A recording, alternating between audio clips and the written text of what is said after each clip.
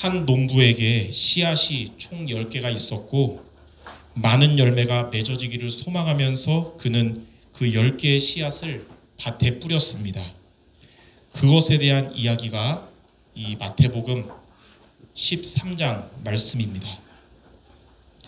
그런데 그 중에 5개는 10개 중에 5개가 길가에 떨어졌고 씨는 그 길가에 그대로 있다가 시간은 어느새 저녁이 되었습니다. 그때 먹을 것을 찾던 굶주린 새들이 와서 웬 떡인가 하면서 이제 그 씨들을 다 먹어버렸고 길가에는 씨앗들이 처음부터 없었던 것처럼 흔적도 없이 사라졌습니다. 두 번째로 농부가 뿌린 씨앗 중에 2개는 이제 나무 5개 중에 2개는 돌밭에 떨어졌어요. 떨어진 씨앗들은 그 밭에서 뿌리를 내렸고 이제 세월이 지나면서 싹이 나고 자라나기 시작했습니다.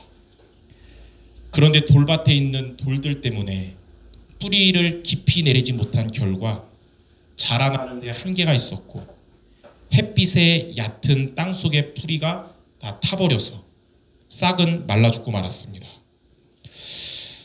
그리고 농부가 뿌린 씨앗 중에 이제 또 2개는 가시떨기에 떨어졌습니다. 떨어진 씨앗들은 그 밭에 이제 뿌리를 내렸고 싹이 나서 자라나기 시작했어요. 그러나 그 땅에 있던 가시들로 인해서 기운이 막혀서 그 싹은 열매도 맺기 전에 자라나는 것을 멈추게 되었습니다. 그러니까 농부는 미래에 대한 이제 희망을 가지고 10개의 씨앗을 뿌렸는데 이렇게 9가지 씨앗이 열매를 맺지 못하고 끝난 것입니다. 이것만 보면 농부는 농사에 실패한 사람 같고 또 열매가 없는 미래의 가난의 고통을 겪게 될 것처럼 보였습니다. 그런데 그 10개 중에 남은 하나의 씨앗이 좋은 밭에 떨어졌습니다. 그 씨앗은 그곳에서 뿌리를 내렸고 싹이 났고 잘 자랐어요. 그리고 이제 때가 되매 30배, 60배, 100배 열매를 맺었습니다.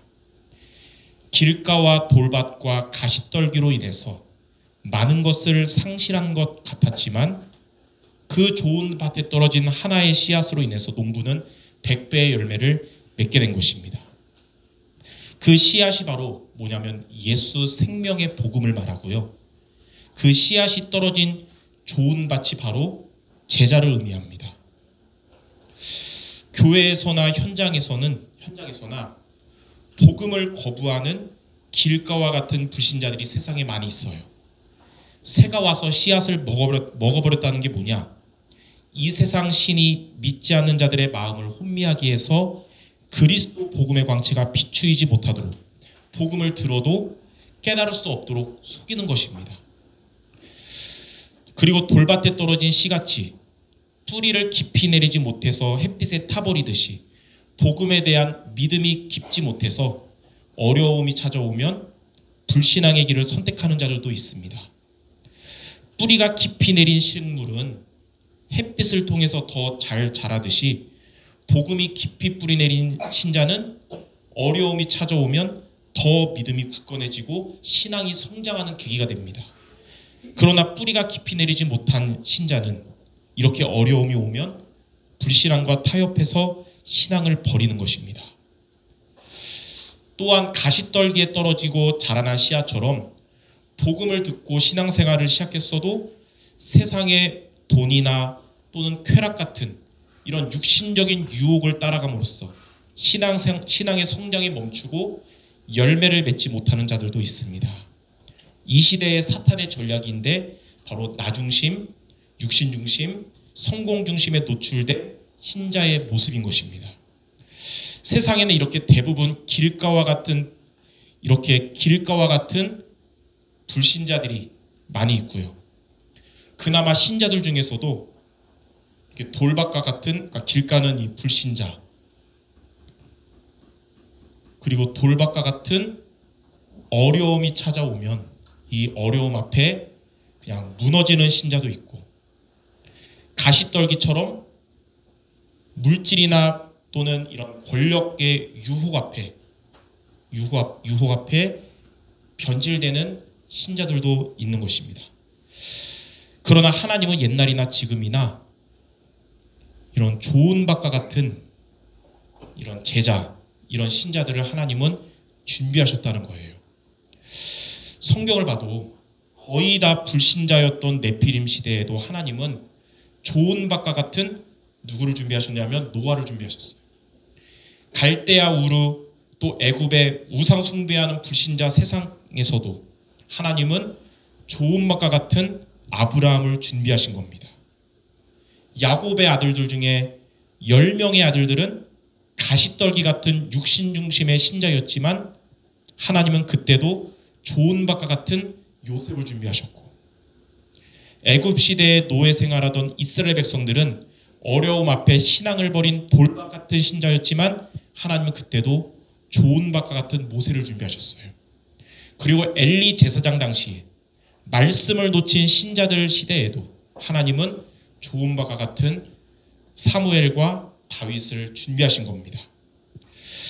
요즘 시대는, 이 시대는 여러분 알다시피 기독교가 사람들한테 이미지가 안 좋은 시대예요. 욕을 먹고 비난받는 시대입니다. 100여 년 전에 기독교가 우리나라에 처음 들어왔을 때는 기독교와 기독교인들이 존경을 받았었어요. 근데 지금은 개독교라는 말을 들을 정도로 거부당하고 전도도 어려운 시대인 겁니다. 그러나 하나님은 이러한 시대에도 하나님은 변함없이 좋은 밭과 같은 신자를 준비하셨습니다. 이 좋은 밭과 같은 신자를 바로 제자라고 하는 거예요. 하나님은 이런 강팍한 시대에도 제자를 준비하셨다는 거예요. 로마서 16장 25절에서 27절 말씀 있잖아요. 로마서 16장 25절에서 27절 말씀은 복음과 제자에 대한 말씀입니다.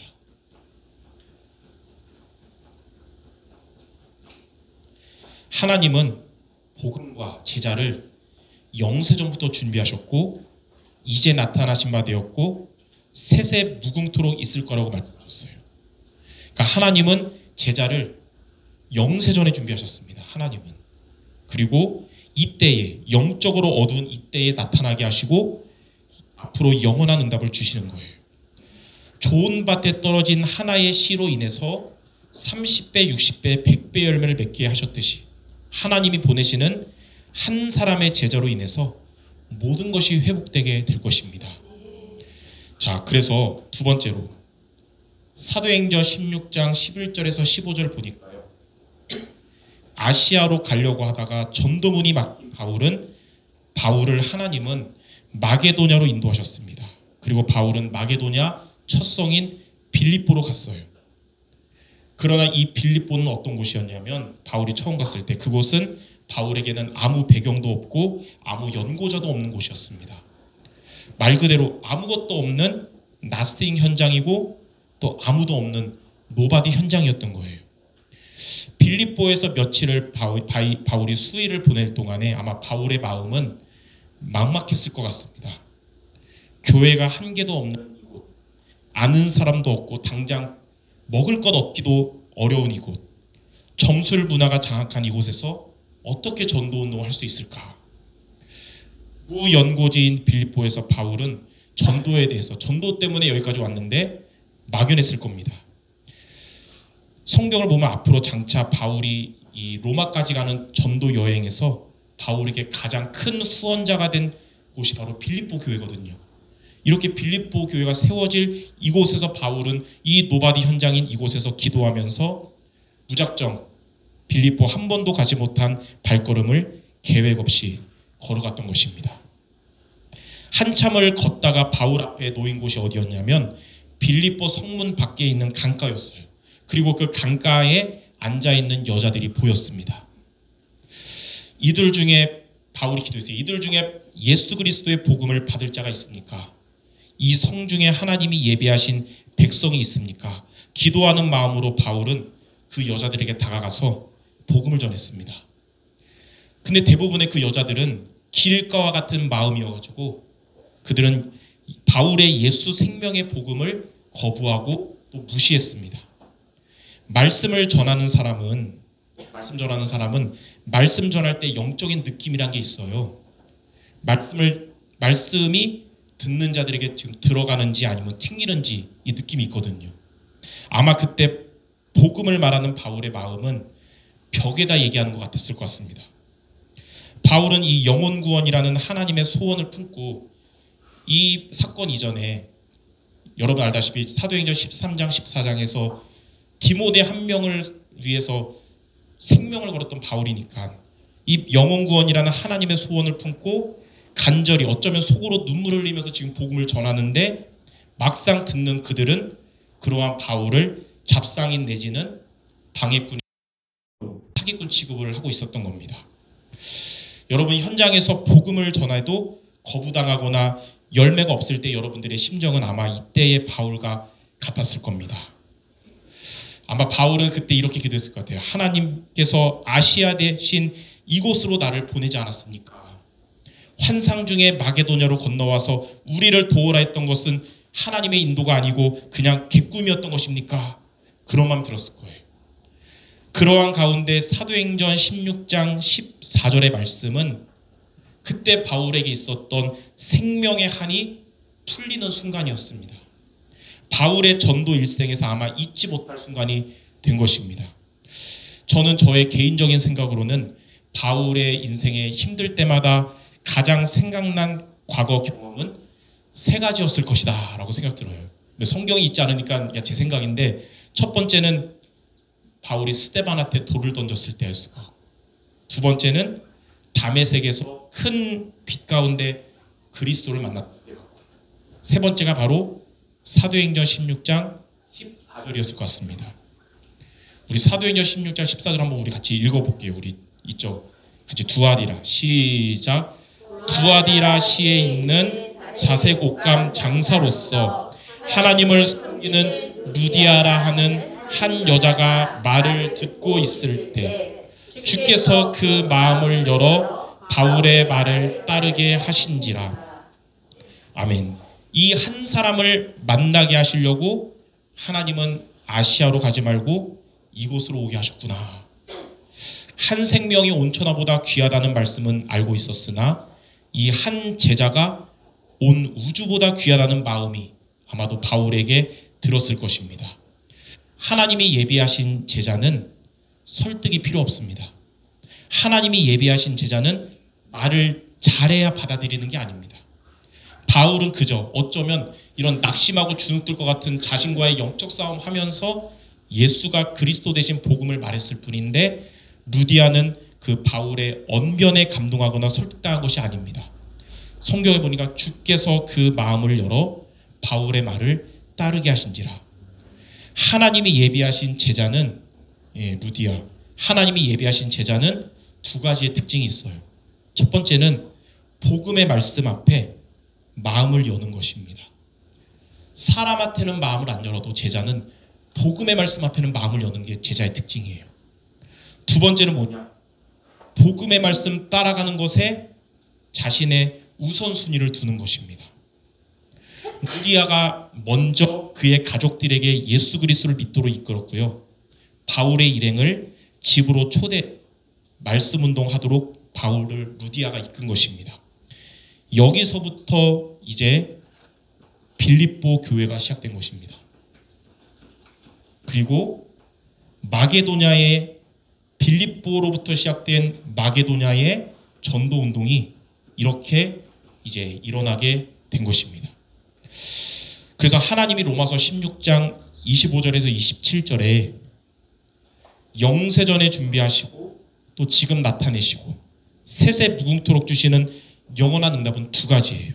첫 번째는 예수가 그리스도라는 복음이고요. 영원한 응답은 복음이고, 둘째는 바로 우리 성도 여러분들, 하나님이 준비하신 제자인 것입니다. 왜 우리 교회는 부흥이 안 될까라는 생각하면서 제가 이제 여러분 몰래 낙심한 때가 있었어요. 하지만 이제 지난 달에 237 화요 제자훈련 말씀의 흐름 속에서 하나님은 저한테 이런 마음을 주셨어요. 한 명의 제자만 있어도 그 교회는 하나님이 붙드시고 하나님이 지키시고 하나님이 축복하신다. 한 명의 제자만 있어도 목사가 불평하는 것은 사치다. 그런데 우리 교회는 보면 성도 수는 작아도 이 작은 성도들이 모두 하나님이 예비하신 제자들인 것입니다. 이게 믿어지니까 교회에 대한 걱정과 낙심이 싹 사라지는 순간이었습니다. 그래서 하나님은 제자에게 제자를 붙여주세요. 하나님은 아무에게나 예비하신 제자를 붙여주시지 않습니다. 인간적인 방법으로는, 경영 전략으로는 교인 수는 불릴 수 있어도 하나님이 예비하신 제자는 인간적인 방법으로는 절대 불가능한 것입니다. 하나님은 제자에게 제자를 붙여주십니다. 그러므로 하나님이 제자로 부르신 여러분들은 앞으로 이런 제자를 만나는 응답받도록, 우리가 제자로 부름받은 여러분들이 제자를 만나려면 지난주에 말씀 나눴던 기도24의 세 가지 시스템을 우리는 늘 갖추어야 되는 겁니다. 이 세 가지 시스템이 뭐냐? 첫째, 주일 예배 강단 중심이 된 말씀 시스템을 여러분들이 갖춰야 될 것이고요.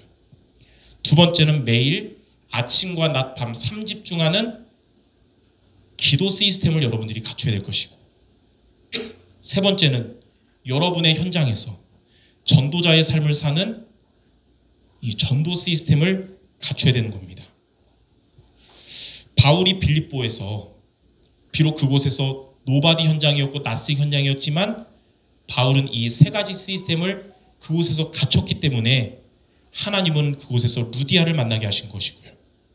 이후에 루디아가, 바울이 떠난 이후에도 루디아는 그 빌립보에서 이 세 가지 시스템을 늘 갖춤으로 인해서 빌립보 교회에 제자가 모이는 응답을 받게 된 것입니다. 지난주 말씀이 기도24였어요. 그게 뭐냐? 한마디로 이거 세 가지, 말씀 시스템, 기도 시스템, 전도 시스템을 갖춰라.